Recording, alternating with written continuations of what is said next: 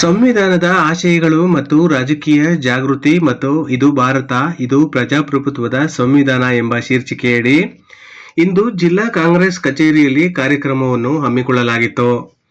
ಕಾರ್ಯಕ್ರಮದಲ್ಲಿ ಪ್ರಚಾರ ಸಮಿತಿಯ ಪ್ರಧಾನ ಕಾರ್ಯದರ್ಶಿಗಳಾದ ಪಿ. ಶಿವಾಜಿಯವರು ಮಾತನಾಡಿ, ಸಂವಿಧಾನ ಶಿಲ್ಪಿ ಬಾಬಾ ಸಾಹೇಬ್ ಬಿ.ಆರ್. ಅಂಬೇಡ್ಕರ್ ಅವರ ಯಶೋಗಾಥೆಯನ್ನು ಬಿಡಿಬಿಡಿಯಾಗಿ ಕಾರ್ಯಕರ್ತರಿಗೆ ತಿಳಿಸಿದರು. ಸಂವಿಧಾನ ಉಳಿಸಿ ಬದಲಾಯಿಸುವುದು ಬೇಡ, ಸಂವಿಧಾನದಲ್ಲಿ ಎಲ್ಲರಿಗೂ ಸಮಾನ ಅವಕಾಶಗಳನ್ನು ನೀಡಿ ಸಿದ್ಧಪಡಿಸಿದಂಥ ಸಂವಿಧಾನವಾಗಿದೆ ಎಂದು ಅವರು ತಿಳಿಸಿದರು. ನಂತರ ಋಗ್ವೇದ, ಯಜುರ್ವೇದಗಳನ್ನು ಕಾರ್ಯಕರ್ತರು ಮತ್ತು ಮುಖಂಡರಿಗೆ ವಿವರಣೆ ನೀಡಿದರು. ಜಿಲ್ಲಾ ಕಾಂಗ್ರೆಸ್ ಅಧ್ಯಕ್ಷರಾದ ಚಂದ್ರಶೇಖರ ಗೌಡ ಮತ್ತು ಜಿಲ್ಲಾ ಕಾಂಗ್ರೆಸ್ ಪ್ರಚಾರ ಸಮಿತಿಯ ಪ್ರಧಾನ ಕಾರ್ಯದರ್ಶಿಗಳಾದ ಪಿ. ಶಿವಾಜಿಯವರು, ಮಾಜಿ ಶಾಸಕರಾದ ಗಂಗಹನುಮಯ್ಯ, ರೇವಣಸಿದ್ದಯ್ಯ, ಅತಿಕ್ ಅಹಮದ್ ಹಾಗೂ ಹಿರಿಯ ಮತ್ತು ಕಿರಿಯ ಕಾಂಗ್ರೆಸ್ ಮುಖಂಡರುಗಳು ಕಾರ್ಯಕ್ರಮದಲ್ಲಿ ಭಾಗವಹಿಸಿದ್ದರು. ಮತ್ತೆ ಅಥರ್ಣ ವೇದ ಅಂತಕ್ಕಂಥ 4 ವೇದಗಳಿವೆ. ಈ 4 ವೇದಗಳಲ್ಲಿ ಏನಿದೆ ಸಂವಿಧಾನಕ್ಕೆ ಸಂಬಂಧಪಟ್ಟಂತ ಕಾನೂನುಗಳು ಅಂತ ತಿಳ್ಕೊಬೇಕಲ್ಲ. ನಾವು ಋಗ್ಗಳು ಅಂತ ಹೇಳಿ ಕರೀತಾರೆ. ಅಂದ್ರೆ ಆಗಿನ ಋತುಮಾನದ ಕಾಲದಲ್ಲಿ ಇರಬಹುದಾದಂತ ಸಂಪ್ರದಾಯಕ್ಕೆ ಒಂದು ಕಾನೂನು. ಹಾಗಾಗಿ ಋಗ್ನಲ್ಲಿ, ಈ ಋಗ್ವೇದ ಯುಗದಲ್ಲಿ ಮಂತ್ರಗಳಿಂದ ದೇವರನ್ನ ಸೃಷ್ಟಿ ಮಾಡಿ ಆ ದೇವರಿಗೆ ಶಕ್ತಿಯನ್ನು ತುಂಬತಕ್ಕಂಥವ್ರು ಈ ನಾರ್ಮನ್ಸ್. ಅವರೇ ಕರೀತಾರೆ, ನಮ್ಗೆ ದೇವರ ಆಶೀರ್ವಾದ ಮಾಡ್ತೈತೆ, ನಮ್ಮ ದೇವ್ರು ಹಿಂಗೆ ಹೇಳೈತೆ ಅಂದ್ರೆ ಇವರು ದೇವರನ್ನೇ ಮಂತ್ರಗಳ ಮುಖಾಂತರವಾಗಿ ಉತ್ಪತ್ತಿ ಮಾಡ್ತಾರೆ. ಅಂದ್ರೆ ಋಗ್ವೇದದಲ್ಲಿ ಅವಾಗ ಹೋತ್ರಿ ಅಂತಕ್ಕಂಥ ಸಪ್ತ ಋಷಿಗಳೊಬ್ಬರಾದ ಗಾಯತ್ರಿ ಮಂತ್ರವನ್ನ ಕಂಡುಹಿಡಿತಾರೆ. ನಾವು ಅಣುಬಾಂಬ್ ಕಂಡುಹಿಡಿದಿದ್ದೀವಲ್ಲ, ಆ ಥರ ಮಂತ್ರದಲ್ಲಿ ಗಾಯತ್ರಿ ಮಂತ್ರವನ್ನ ಕಂಡುಹಿಡಿತಾರೆ. ಮತ್ತೆ ಇಂಥ 10,580 ಸಂಸ್ಕೃತ ಶ್ಲೋಕಗಳನ್ನ ಋಗ್ವೇದ ಕಾಲದಲ್ಲಿ ಅಳವಡಿಸಲಾಗಿದೆ. ಅದನ್ನ ಮಂತ್ರಗಳನ್ನ ನಾವು ಈ ಸಂವಿಧಾನಕ್ಕೆ ಸೇರಿಸ್ಕೊಬೇಕು. ಋಗ್ವೇದ ಕಾಲಕ್ಕೆ ಯಜುರ್ವೇದ ಅಂದ್ರೆ ಏನು ಅಂತ ಹೇಳ್ತೀನಿ. ಈ ಯಜುರ್ವೇದ ಏನು ಅಂದ್ರೆ ಯಜ್ಞ ಯಾಗಾದಿಗಳನ್ನ ಮಾಡುವವನು. ಯಾರು ತುಪ್ಪದಿಂದ ಕಟ್ಟಿಗೆ ಒಯ್ದು ಅದಕ್ಕೆ ಬೆಂಕಿನ ಇಕ್ಕಿ ಆ ಲೋಕ ಕಲ್ಯಾಣಕ್ಕೋಸ್ಕರ ದೇವರನ್ನ ಪ್ರಾರ್ಥನೆ ಮಾಡ್ಕೊಂತ ಯಜ್ಞಗಳು. ಮತ್ತೆ ನಾನು ಹೌದಾ ಇದರಲ್ಲಿ ಏನೈತಪ್ಪ ನೋಡಿ, ಅದರಲ್ಲಿ ಉತ್ಪತ್ತಿ ಆಯ್ತು ನೋಡಿ 4 ವರ್ಣಗಳು ಅಂತ. ನಾನೇನು 4 ಬಣ್ಣ ಬಂದ್ಬಿಟ್ಟವೆ ಅಂತ ತಿಳ್ಕೊಂಡ್ಬಿಟ್ಟಿದ್ದೀನಿ. ಅದು ಗೊತ್ತಿಲ್ಲ ನನಗೆ. ಬ್ರಾಹ್ಮಣ, ಕ್ಷತ್ರಿಯ, ವೈಶ್ಯ, ಶೂದ್ರ 4 ವರ್ಣಗಳು ಹುಟ್ಟಿದವು. ಮತ್ತೆ ಈ ದಲಿತರು ಬಹುಸಂಖ್ಯಾತಲ್ಲಿರ್ತಕ್ಕಂಥ ದಲಿತರನ್ನು ಎಲ್ಲೂ ತೋರಿಸಲಿಲ್ಲ ವೇದಗಳಲ್ಲಿ. ಇಷ್ಟಿನೂ ತೋರಿಸಿಲ್ಲ ಕಣಮ್ಮ, ಇನ್ನೂ ತೋರಿಸಿಲ್ಲ, ನನ್ನೂ ತೋರಿಸಿಲ್ಲ. ಬರೀ ನನ್ನ ಶೂದ್ರ ಅಂದ್ರೆ ಒಕ್ಕಲಿಗರು. ನೀವು ಒಂದು ಸ್ವಲ್ಪ ಸ್ಟಡಿ ಮಾಡಿ. ಅಂದ್ರೆ ಭೂಮಿಯನ್ನ ಗೇಯ್ದು ಯಾರು ಬೆಳೆಯನ್ನ ತೆಗಿತಾನೋ, ಒಕ್ಕಲತನ ಮಾಡ್ತಾನೋ, ಕುಂಬಾರತನ ಮಾಡ್ತಾನೋ ಅವರು ಶೂದ್ರ ವರ್ಗರು. ನಮ್ಮನ್ನ ಪಂಚಮರು ಅಂತ ಕರೆದ್ರು. ಆಮೇಲೆ ನಮ್ಮನ್ನ ವೈಜ್ಞರು ಅಂತ. ಆದರೆ ಇದರಲ್ಲಿ ಋಗ್ವೇದದಲ್ಲೂ ಇಲ್ಲ, ಯಜುರ್ವೇದದಲ್ಲೂ ವರ್ಣಗಳಲ್ಲೂ ಇಲ್ಲ. ಇದು ಉತ್ಪತ್ತಿ ಮಾಡ್ತಕ್ಕಂಥವ್ರು. ಅಂಬೇಡ್ಕರ್ ಅವ್ರನ್ನ ಕೇಳಿದ, ಅಲ್ಲಪ್ಪ ನೀವು 4 ಜನ ಥರ ಮಾಡ್ಕೊಂಡ್ಬಿಟ್ಟಿದ್ದೀರಾ, ಮನು ಸಂಸ್ಕೃತಿಯಲ್ಲಿ ನಮ್ಮ ಅಸ್ಪೃಶ್ಯ ಜನಾಂಗದವ್ರು ಯಾರು ಕಾಣಿಸ್ಲಿಲ್ವಾ ನಿಮ್ಮ ಕಣ್ಣಿಗೆ ಅಂತ ಕೇಳಿ. ಹೌದೌದು, ನೀವು ಕಂಡ್ರಿ, ಗೌಡ್ರ ಮನೇಲಿ ಎಮ್ಮೆ ಸತ್ತು ಬಿದ್ದಿತ್ತು, ಅದಕ್ಕೆ ಎತ್ತಾಕೋರು ಯಾರೂ ಇರಲಿಲ್ಲ, ಆವಾಗ ನೀವು ನಮಗೆ ಕಾಣಿಸಿದ್ರಿ ಅಂತ ಹೇಳ್ತಾರೆ. ಅದಕ್ಕೆ 5ನೇ ಉತ್ಪತ್ತಿ ಆಗಿದೆ. ಮತ್ತೆ ಯಜುರ್ವೇದದಲ್ಲಿ ದೇವರುಗಳ ಉತ್ಪತ್ತಿ. ನಾನೇನಂದ್ರೆ ದೇವರು ಅಂದ್ರೆ ಯಾರಪ್ಪ ಅಂತ ಕೇಳಿ, ಅದೇ ಹೇಳ್ತೀವಲ್ಲ, ನಮ್ಮ ವಿಷ್ಣು, ಈಶ್ವರ, ಗಣಪತಿ, ಈ ಥರದ್ದೇನು ದೇವರು. ಮತ್ತೆ ದೇವರು ಅಂದ್ರೆ ಏನು ಅಂತ ಕೇಳಿ, ಅಂದರೆ ದೇಹವಿಲ್ಲದವನು, ಅವನಿಗೆ ಒಂದು ದೇಹನೇ ಇಲ್ಲ.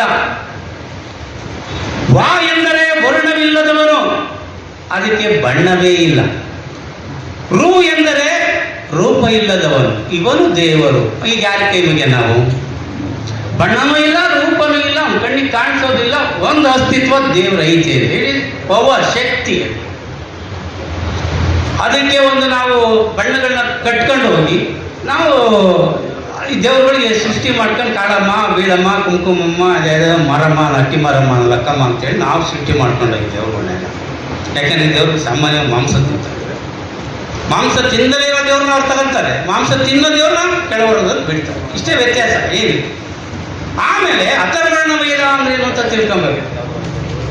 ಮಾಟ ಮಂತ್ರ ದೆವ್ವ ಭೂತ ಈಗ ಬೇಕಾ 25 ಇಸ್ವಿಯಲ್ಲಿ ನಾವು ಮಾಟ ಮಂತ್ರ ಮಾಡಿಸ್ಕೊಂಡು ದೆವ್ವ ಭೂತಗಳನ್ನ ನಡೆಸ್ಕೊಂಡು ಇಷ್ಟೇ ಇರೋದು. 4 ವೇದಗಳಲ್ಲಿ ನಿಮ್ಮ ಸಂವಿಧಾನಕ್ಕೆ ಅಂಬೇಡ್ಕರ್ ಅವರು ಕೈ ಬಿಟ್ಟಿದ್ದಾರೆ ಅಂದರೆ ಇಷ್ಟನ್ನು ಕೈ ಬಿಟ್ಟವ್ರೆ ಅಂತ ಅವರ ಅಪವಾದ. ಬಾಬಾ ಸಾಹೇಬ್ ಅಂಬೇಡ್ಕರ್ ಅವರು ರಚನೆ ಮಾಡಿರ್ತಕ್ಕಂಥ ಸಂವಿಧಾನ ರಾಷ್ಟ್ರದಲ್ಲೇ ಎಲ್ಲೂ ಕೂಡ ಇಲ್ಲ. ಮತ್ತು ಬೇರೆ ಬೇರೆ ರಾಷ್ಟ್ರಗಳಲ್ಲಿ ಅಲ್ಲಿ ನಮ್ಮಲ್ಲಿ ಲಿಖಿತವಾಗಿದೆ, ಕೆಲವು ಕಡೆ ಅಲ್ಲಿ ಅಲಿಖಿತ ಅಂದರೆ ಲಿಖಿತನೇ ಇಲ್ಲ ಅಂತ ಸಂವಿಧಾನ ಭಾಳ ರಾಷ್ಟ್ರಗಳಲ್ಲಿ ನಡೀತಾ ಇದೆ. ಆದರೆ ನಮ್ಮದು ದೇಶ ವಿಭಜನೆ ಆದಮೇಲೆ ಬಾಬಾ ಸಾಹೇಬ್ ಅಂಬೇಡ್ಕರ್ ಅವರಿಗೆ ಕೊಟ್ಟಂಥ ಒಂದು ಕರ್ತವ್ಯವನ್ನು ಅವರು 3 ವರ್ಷಗಳಲ್ಲಿ ಎಲ್ಲ ಪ್ರಾಂತ್ಯಗಳನ್ನು ತಿರುಗಾಡಿ ಜಾತಿ ಎಲ್ಲ ಒಟ್ಟು ಏನು ಇಂಡಿಯಾದಲ್ಲಿದೆ ಭಾರತದಲ್ಲಿದೆ ಅದನ್ನು ಸಂಪೂರ್ಣವಾಗಿ ಕಾರ್ಯಗತ ಮಾಡಬೇಕು. ಮತ್ತು ಕಾರ್ಯಾಂಗ ನ್ಯಾಯಾಂಗ ಮತ್ತು ರಾಜ್ಯಾಂಗ ಎಲ್ಲ ಕೂಡ ರಚನೆ ಮಾಡಿ ಇವತ್ತು ಸಂವಿಧಾನವನ್ನು ಕೊಟ್ಟಿದ್ದಾರೆ. ಸಂಗಾತಿಗಳು ಅರೆ ಸಂವಿಧಾನನೇ ಓದಲೇ ವಿರೋಧ ಮಾಡ್ತಕ್ಕಂಥದ್ದು ಅರ್ಥ ಏನ್ರಿ ಇದೆ? ಯಾವತ್ತೂ ಆ ಮದ್ದಿನ ಕುಡಿದ್ರು ತಾನೇ ಅದ್ರ ಗುಣ ಗೊತ್ತಾಗೋದು. ಕಾಳಗದಲ್ಲಿ ಮತ್ತೆ ಇದರಲ್ಲಿ ಸೋತಾಗ್ತಾನೆ ಸಂಗಾತಿ ಜೊತೆಲಿ ಇರ್ತಾಳೆ ಇಲ್ಲ ಅಂತಕ್ಕಂಥದ್ದು ನಮ್ಗೆ ಗೊತ್ತಾಗ್ತಕ್ಕಂಥದ್ದು. ಅದಕ್ಕೆ ಹಿರಿಯರು ಹೇಳ್ತಾರೆ, ಕುಡಿದು ನೋಡು ಮದ್ದಿನ ಗುಣ, ಸೋತು ನೋಡು ಸಂಗಾತಿ ಗುಣ ಅಂತ. ಸಂವಿಧಾನನೇ ಓದಿಲ್ಲ ಅನೇಕ ಜನಗಳು, ಇನ್ನು ನಾನು ಕೂಡ ಓದಿಲ್ಲ, ಇಲ್ಲ ಅಂತ ಹೇಳೋದಲ್ಲ, ನಾನೆಲ್ಲ ಓದ್ಬಿಟ್ಟಿದ್ದೀನಿ, ನಾನು ಪರಿಣಿತ ಅಂತಕ್ಕಂಥದ್ದನ್ನಲ್ಲ. ಕೆಲವಾರು ವಿಚಾರಗಳಲ್ಲಿ ನಾನು ಹೇಳಬೇಕು ಅಂತ ಹೇಳಿದ್ರೆ, ಭಗವದ್ಗೀತೆ ಇರ್ಬೋದು, ಕುರಾನ್ ಇರ್ಬೋದು, ಮತ್ತೆ ಬೈಬಲ್ ಇರ್ಬೋದು, ಇವೆಲ್ಲದಕ್ಕಿಂತಲೂ ಪರಮಶ್ರೇಷ್ಠವಾದದ್ದು ಸಂವಿಧಾನ ಅಂತಕ್ಕಂಥದ್ದು ನಾವು ಯೋಚನೆ ಮಾಡಬೇಕಾಗತ್ತೆ. ಯಾವ ಬೈಬಲ್ಲು ಏನು ಮಾಡೋಕ್ಕಾಗೋದಿಲ್ಲ ಇದರ ಮುಂದೆ, ಯಾವ ಕುರಾನು ಕೂಡ ಏನು ಮಾಡೋಕ್ಕಾಗೋದಿಲ್ಲ. ಭಗವದ್ಗೀತೆಯಲ್ಲೂ ಅಷ್ಟೇ, ನಾನು ಅವರವರದೇ ಆದ ಭಗವದ್ಗೀತೆ ಇರ್ಬೋದು, ಹಿಂದೂಗಳು ಕ್ರೈಸ್ತರು ಒಂದು ಸಂವಿಧಾನ ಅಂತಕ್ಕಂಥದ್ದನ್ನು ಯೋಚನೆ ಮಾಡಬೇಕಾಗತ್ತೆ. ಸರ್ವ ಜನಾಂಗಗಳ ಮನುಷ್ಯರಿಗಾಗಿ ರಚಿಸಿದ ಸಂವಿಧಾನ. 33 ಕೋಟಿ ಇರ್ತಕ್ಕಂಥ ಜನಸಂಖ್ಯೆ ಇತ್ತು ಆವತ್ತಿನ ದಿನ ಸಂವಿಧಾನ ರಚನೆ ಮಾಡಬೇಕಾದ್ರೆ. ಸನಾತನವಾದಿಗಳು 33 ಕೋಟಿ ಜನಸಂಖ್ಯೆಯಲ್ಲಿ 33 ಕೋಟಿ ದೇವಾನ ದೇವತೆಗಳಿದ್ರು ಅಂತ ಹೇಳ್ತಾರೆ.